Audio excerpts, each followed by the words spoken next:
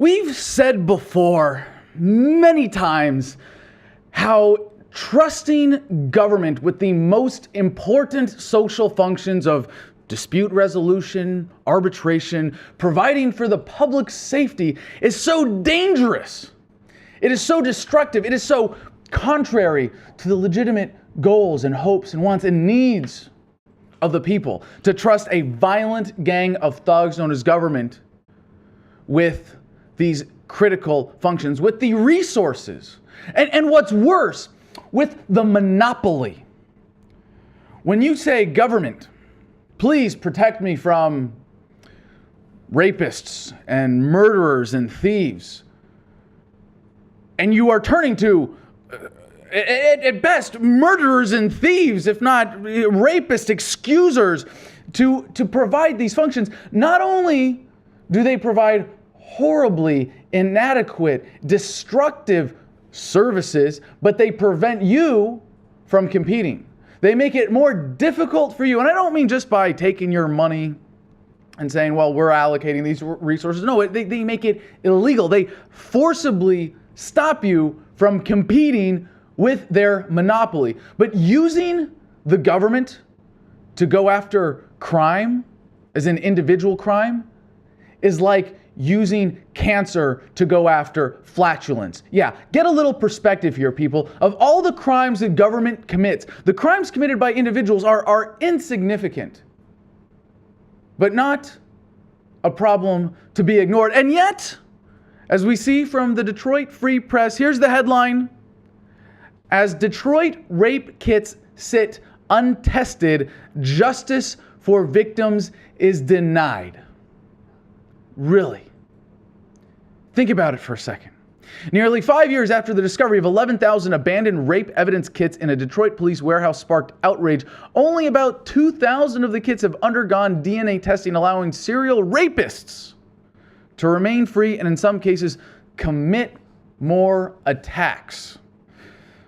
All the kits are finally expected to get tested this year because the state legislature appropriated $4 million to send them to private labs.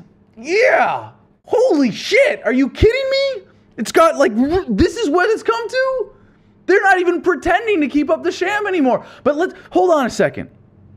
How much money do you think the city of Detroit spends on law enforcement? What do you think those resources go to? Busting pot smokers? Catching all those dangerous drug dealers? Oh, going after tax evaders and code violators? To the point where they can't keep the freaking lights on in the streets, and now you have more crime as a result. Oh, but that's more of an excuse to get you dependent on government. Yeah. Fortunately, in Detroit, we see there are also community organizations that are stepping up to fill the gaps. Only now that the monopoly of law enforcement is so pitifully retreated in that city as to make that a viable alternative. As important as the DNA is, testing alone is only a part of the equation in getting justice for the hundreds of people who have been victimized and getting dangerous sexual predators off the streets. Testing on the kits has already produced. Now, this is the best part. This is really, you know what? I'm sorry. I should not have said best. This is the most disgusting part. When you turn to government for justice services, this is what you get.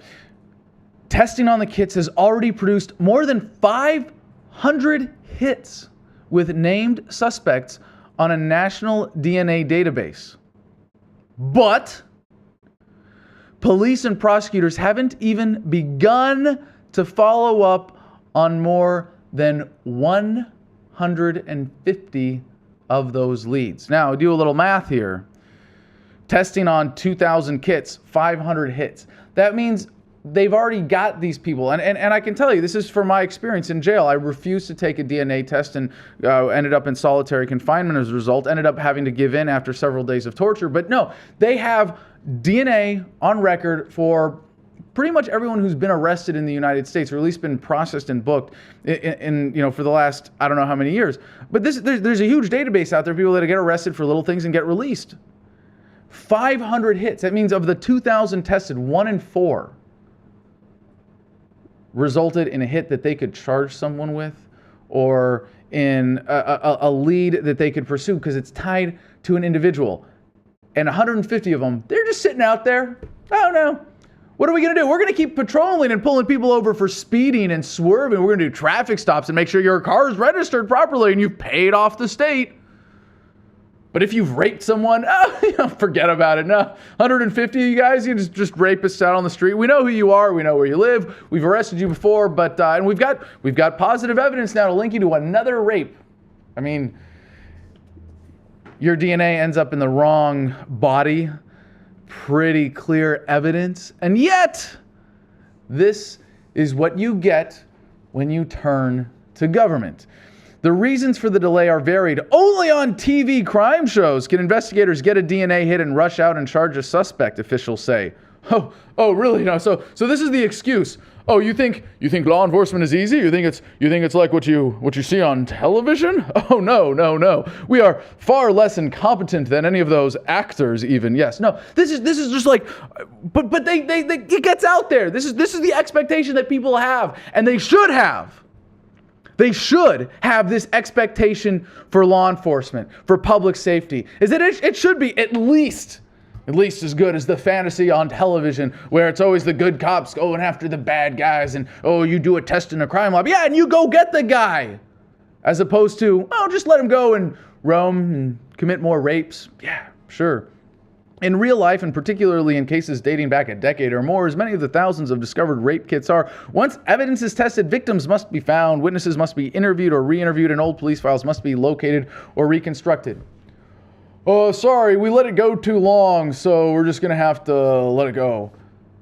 But do you see what he's saying? If we actually did our job when we were supposed to, it would have been easier because everything would have been fresh. We could have pursued these cases.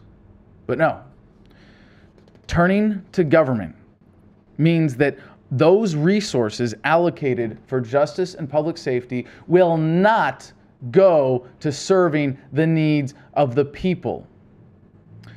They will go to enforcement of non-crimes, for drug dealers, for drug consumers, for people who are driving without paying off the state for their bounty of their license and registration, for people who go 5 miles over the speed limit, for people looking suspicious on the street corner. Yeah, because that's what fighting crime is in the eyes of a politician who'd rather serve special interests than the people. And because you watch television, because you think that it's all hunky-dory and you can trust government, you are that much less safe as a result. This is your last warning. Sir. That would have been the end of it. And that would have been justice for Kelly Thomas, who might be alive today. Back up.